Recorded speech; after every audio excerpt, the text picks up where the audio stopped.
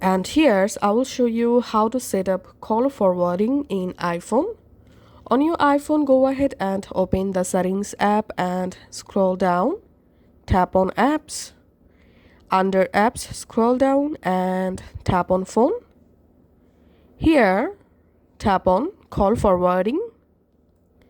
And now to set up call forwarding in your iPhone, first of all, you have to enable call forwarding option. And now tap on forward to. And in this box, you have to add the phone number in which number you want to forward all of your iPhone incoming calls. So go ahead and add the phone number in this box and tap on back.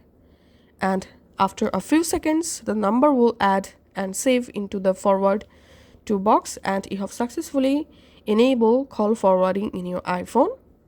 Thanks for watching.